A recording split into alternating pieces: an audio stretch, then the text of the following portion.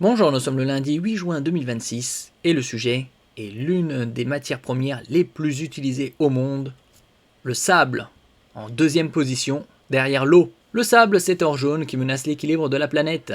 Invisible, banal et longtemps considéré comme infini, le sable est pourtant devenu la deuxième ressource la plus exploitée au monde.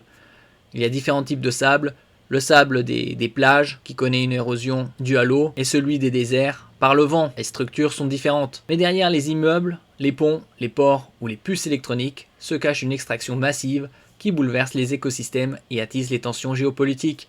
Par exemple, dans l'océan Indien, il y a du sable qui est extrait au large du Bangladesh pour renflouer les îles Maldives. Et donc ça accroît l'érosion en ce qui concerne les côtes du Bangladesh. Présent sur les plages, dans les déserts ou au fond des océans, le sable est partout sur notre planète, essentiel à la fabrication des immeubles, des routes, du verre, des smartphones ou encore des cosmétiques. Il est désormais devenu la deuxième ressource la plus exploitée au monde, après l'eau.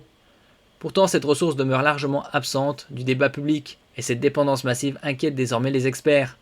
Dans son dernier rapport, le Programme des Nations Unies pour l'environnement, PNUE, alerte sur la surconsommation de cette matière première. Aujourd'hui, près de 50 milliards de tonnes de sable sont extraites chaque année dans le monde et la demande pourrait encore doubler d'ici 2060, donc passer à 100 milliards d'ici un peu plus d'une trentaine d'années. Pour vous donner une idée, ce serait équivalent de construire chaque année un mur de 27 mètres de haut, donc de 9 étages, 27 mètres de large et qui ferait le tour de l'équateur. L'équateur, c'est 40 000 km. Donc c'est vraiment une très grosse quantité de matériaux qui est extraite et vous ne pouvez pas en extraire autant sans qu'il y ait un impact environnemental immense. Illustre Pascal Peduzzi, directeur du GRID Genève, le centre d'analyse des données du PNUE. Une extraction aux conséquences environnementales majeures, ce qui est évident, 50 milliards de tonnes, c'est une quantité colossale.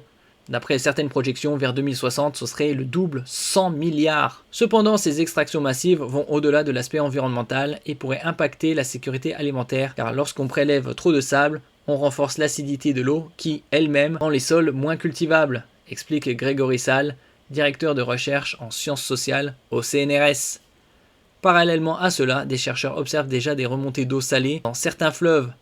Dans le Mekong, dans le sud-est asiatique, il y a énormément de rizières qui dépendent de l'eau douce. Or, avec la montée du niveau des mers et l'abaissement de celui des fleuves à cause du dragage du sable, on a un fleuve se salinisant, précise Nello Magalhães, docteur en économie et en histoire environnementale. Un phénomène constaté dans la Loire depuis les années 1970, mais qui a pris aujourd'hui une ampleur bien plus préoccupante dans le delta du Mekong. Des tensions s'intensifiant au sein des États. Il existe une double vérité sur le sable.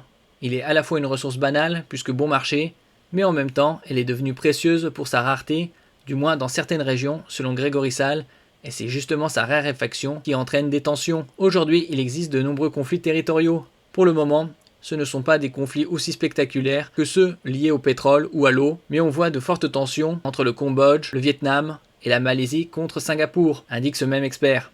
Donc dans le sud-est asiatique. Pour agrandir son territoire, la cité-État, Singapour, importe des quantités massives de sable depuis ses pays voisins.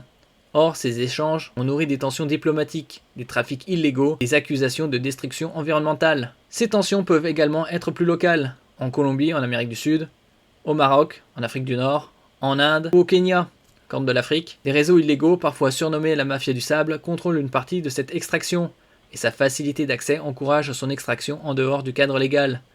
On a des phénomènes de corruption avec les autorités locales, ce qui a pour conséquence que toute personne s'intéressant à ce sujet peuvent se retrouver brûlés vifs, abattus par des policiers corrompus ou renversés par des camions dans ces pays, décrit le directeur du GRID Genève. Au Maroc, on estimerait qu'environ 40 à 50% du sable est extrait illégalement.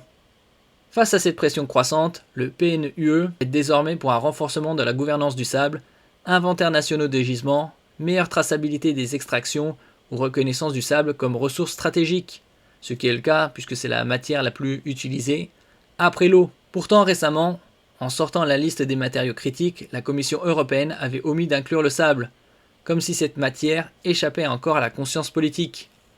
Merci pour votre écoute et à la prochaine.